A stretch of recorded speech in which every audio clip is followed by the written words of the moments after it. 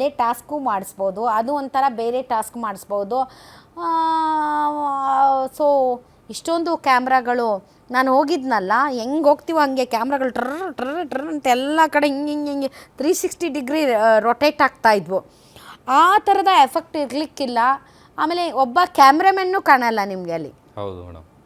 ನಿಮಗೆ ತೆರೆ ಹಿಂದೆ ಸಿಕ್ಕಾಪಟ್ಟೆ ಜನ ಕೆಲಸ ಮಾಡ್ತಾ ಇರ್ತಾರೆ. ಐ ಮೀನ್ ಅವ್ರ ಹಿಂದೆ, ತೆರೆ ಹಿಂದೆ ಬೇರೆ. ಈಗ ನಮ್ಮ ಸ್ಟುಡಿಯೋದಲ್ಲೂ ಪಾಪ ಭಾಳಷ್ಟು ಜನ ಕ್ಯಾಮ್ರಾಮನ್ಸು, ಪ್ರೊಡ್ಯೂಸರ್ಸ್, ಇಡೀ ಗ್ಯಾರಂಟಿ ನ್ಯೂಸ್ನ ಟೀಮೇ ವರ್ಕ್ ಮಾಡ್ತಾ ಇರುತ್ತೆ. ಅವ್ರು ಯಾರೂ ಕಾಣೋದಿಲ್ಲ, ನಾವು ಅಷ್ಟೇ ಕಾಣ್ತೀವಿ. We are the face of the channel ಕಾಣ್ತೀವಿ. ಬಟ್ ಅದರ ಹಿಂದೆ ಸಿಕ್ಕಾಪಟ್ಟೆ ಪರಿಶ್ರಮ ಇರುತ್ತೆ. ಆದರೆ ಇಲ್ಲಿ ಬಿಗ್ ಬಾಸ್ ಮನೆಯಲ್ಲಿ ಕ್ಯಾಮ್ರಾದ ಕಣ್ಣು ಕಾಣ್ತವೆ ಹೊರತು ಆ ಕಣ್ಣಿನ ಹಿಂದೆ ಇರುವಂತಹ ಮಾನವನ ಕಣ್ಣು ಅವ್ರಿಗೆ ಯಾರಿಗೂ ಕಾಣಲ್ಲ. Not even single crew member ಅವ್ರಿಗೆ ಕಾಣೋದಿಲ್ಲ.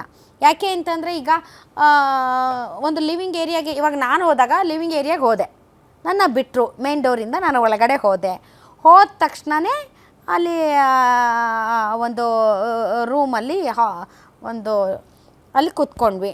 ಪಕ್ಕದಲ್ಲೇ ಕಿಚನ್ ಇತ್ತು, ಅಲ್ಲಿ ಕೂತ್ಕೊಂಡ ತಕ್ಷಣ ಬೇರೆ ಎಲ್ಲ ಆ್ಯಕ್ಟಿವಿಟಿ ರೂಮ್ ಆಗಿರ್ಬೋದು ಅಥವಾ ಕನ್ಫೆಷನ್ ರೂಮ್ ಆಗಿರ್ಬೋದು ಅಥವಾ ಬೇರೆ ಬೇರೆ ರೂಮ್ಗಳಿರ್ತಾವಲ್ಲ ಅದೆಲ್ಲ ಲಾಕ್ ಆಗಿರುತ್ತೆ.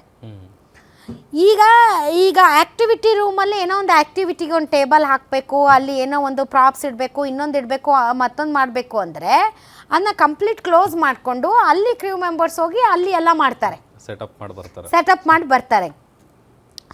ಆದರೆ ಇವ್ರಿಗೆ ಗೊತ್ತೇ ಆಗೋದಿಲ್ಲ ಅಲ್ಲಿ ಏನು ಮಾಡ್ತಾ ಇದ್ದಾರೆ ಏನು ಅಂತ. ಅದಾದಮೇಲೆ ಏನು ಮಾಡ್ತಾರೆ, ಈಗ ಎಲ್ಲರೂ ಲಿವಿಂಗ್ ರೂಮಿಂದ ಎಲ್ಲರೂ ಆ್ಯಕ್ಟಿವಿಟಿ ರೂಮ್ಗೆ ಹೋಗಬೇಕು ಅಂತ ಹೇಳ್ತಾರೆ, ಅಥವಾ ಅಲ್ಲಿ ಅದು ಕೊಟ್ಟಿರ್ತಾರಲ್ಲ ಅದರಲ್ಲಿ ಯಾರಾದರೂ ಒಬ್ಬರು ಓದ್ತಾರೆ.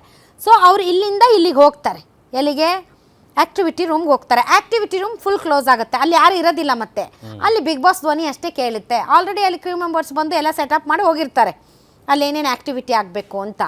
ಆಮೇಲೆ ಅದನ್ನು ಕ್ಲೋಸ್ ಮಾಡಿಬಿಡ್ತಾರೆ. ಈ ಲಿವಿಂಗ್ ರೂಮಲ್ಲಿ ಇವರು ಏನಾದರೂ ಎಲ್ಲ ಕ್ಲಿಯರ್ ಮಾಡಬೇಕು ಅಂದರೆ ಅವ್ರಿಗೆ ಗೊತ್ತಿಲ್ದಂಗೆ ಅಲ್ಲೆಲ್ಲ ಕ್ಲಿಯರ್ ಮಾಡಿ ಅಲ್ಲಿ ಸೆಟ್ ಮಾಡಿಬಿಟ್ಟು ಮತ್ತೆ ಅಲ್ಲಿ ಆ್ಯಕ್ಟಿವಿಟಿ ಮುಗಿದ್ಮೇಲೆ ಮತ್ತೆ ಅದನ್ನು ಓಪನ್ ಮಾಡಿ ಇಲ್ಲಿ ಕಳಿಸ್ತಾರೆ, ಮತ್ತು ಅದನ್ನು ಕ್ಲೋಸ್ ಮಾಡ್ತಾರೆ.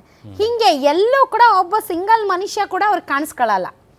ಈಗ ನಾವೇನೋ ಗೆಸ್ಟಾಗಿ ಹೋದವ್ರಿಗೆ ಒಂದು ಸ್ವಲ್ಪ ಏನಾದರೂ ಅಡ್ಜಸ್ಟ್ಮೆಂಟು, ಇವಾಗ ಕನ್ಫೆಷನ್ ರೂಮಲ್ಲಿ ನಂಗೆ ಕರೆದ್ರು, ಇಯರ್ಫೋನ್ ಹಾಕಿದ್ರು, ನನಗೆ ಇಯರ್ಫೋನ್ ಹಾಕಿದ್ರು. ನಾನು ಹೋದಾಗ ಅಲ್ಲಿ ಟಾಸ್ಕ್ ಮಾಡಿಸಿದ್ನಲ್ಲ ಆವಾಗ, ಡಿಬೇಟ್ ಏನೋ ಮಾಡಿಸಿದ್ವಲ್ಲ ಆವಾಗ ನನಗೆ ಇಯರ್ಫೋನ್ ಎಲ್ಲ ಹಾಕಿದ್ರು. ಆವಾಗ ನನಗೆ ಅಲ್ಲಿ ಕ್ರ್ಯೂ ಮೆಂಬರ್ಸ್ ಬಂದು ಇಯರ್ಫೋನ್ ಎಲ್ಲ ಹಾಕಿ ಎಲ್ಲ ಇದು ಮಾಡಿದ್ರು, ಬಿಕಾಸ್ ನಾನು ಒಂದು ಅತಿಥಿಯಾಗಿ ಹೋಗಿದ್ದೆ. ಸೊ ಹೀಗೆ ಒಬ್ಬರೂ ಕಾಣೋದಿಲ್ಲ, ಅಷ್ಟು ಗೌಪ್ಯತೆ, ಅಷ್ಟು ಇದಿರುತ್ತೆ. ಸಣ್ಣ ಸಣ್ಣ ವಿಚಾರಗಳಲ್ಲೂ ಕೂಡ ಅವರು ಅಷ್ಟು ಮುಂಜಾಗ್ರತೆ ವಹಿಸ್ತಾರೆ, ಅಷ್ಟು ಸೀರಿಯಸ್ನೆಸ್ ಇರುತ್ತೆ.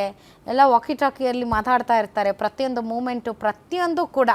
ಸೊ ಇಂತಹ ಸಂದರ್ಭದಲ್ಲಿ ಆಮೇಲೆ ಗೊತ್ತೇ ಆಗೋದಿಲ್ಲ, ಅಲ್ಲಿ ಟೈಮಿಂಗೇ ಗೊತ್ತಾಗೋದಿಲ್ಲ. ಮಧ್ಯರಾತ್ರಿ 12 ಗಂಟೆ ಆಗಿದ್ರು ಕೂಡ ಅವ್ರಿಗೆ ಗೊತ್ತೇ ಆಗೋದಿಲ್ಲ ಇವಾಗ ಮಧ್ಯರಾತ್ರಿ 12 ಗಂಟೆ ಆಗಿದೆ ಅಂತ. ಸ್ಲೀಪ್ ಪ್ಯಾಟರ್ನು ಕೂಡ ಅವ್ರಿಗೆ ಫುಲ್ ಚೇಂಜ್ ಆಗಿರುತ್ತೆ. ಯಾಕಂದರೆ ಅವ್ರಿಗೆ ಬೆಳಗಾಗೋದು ಯಾವಾಗ ಇವ್ರು ಹಾಡಾಕ್ತಾಗ ಅಲ್ವಾ, ಲೈಟ್ ಆಫ್ ಮಾಡಿದಾಗ ಮಲಗೋದು, ಮತ್ತೆ ಬೆಳಿಗ್ಗೆ ಹಾಡ್ ಹಾಕಿದಾಗ ಎದ್ದೇಳೋದು. ಸೊ ಹಾಗೆ ಅದರ್ವೈಸ್ ಅವರು ಒಂದು ಸ್ವಲ್ಪ ಈ ಹೊರಗಡೆ ಅದು ಯಾವುದೋ ಇದೆಯಲ್ಲ ಅಲ್ಲೊಂದು ಸ್ವಲ್ಪ ಬೆಳಕು ಗಿಳಕು ನೋಡಿ ಹೊರಗಡೆ ಆವಾಗ ಒಂದು ಸ್ವಲ್ಪ ಗೊತ್ತಾಗುತ್ತೆ ಅಂತ ಅನ್ಸುತ್ತೆ ಅವ್ರಿಗೆ. ಇದು ಅವರು ಕಲ್ತ್ಕೊಂಡ್ಬಿಡ್ತಾರೆ, ಎಲ್ಲ ಹಳೆ ಕಾಲಕ್ಕೆ ಹೋಗ್ತಾರೆ. ಸೂರ್ಯ ಎಲ್ಲಿದ್ದಾನೆ, ಹೆಂಗೆ ಬರ್ತಾ ಇದೆ, ಏನಿದೆ ಅನ್ನೋದಕ್ಕೆ ಸಂಬಂಧಪಟ್ಟಂತೆ. ಸೊ ಹೀಗಿರುವಾಗ ಪಾಪ ಇಷ್ಟೆಲ್ಲ ಕಷ್ಟಪಟ್ಟು ಇವರು ಅಲ್ಲಿ ಇವಾಗ ರೆಸಾರ್ಟಲ್ಲಿ ಈ ಥರ ಕ್ಯಾಮ್ರಾ ಇನ್ಸ್ಟಾಲ್ ಮಾಡಿ ಅದೆಲ್ಲ ಸ್ವಲ್ಪ ಭಾಳ ಕಷ್ಟ.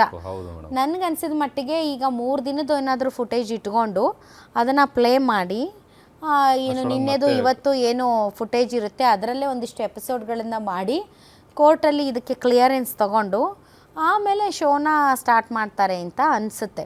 ನೀವು ಹೋಗಿದ್ರಲ್ಲ ಮೇಡಮ್, ಅದು ಇದೇ ಜಾಗ? ಅಲ್ಲ ಅಲ್ಲ ಅಲ್ಲ, ಅದು ಬೇರೆ ಕಡೆ, ಈ ಜಾಗ ಅಲ್ಲ.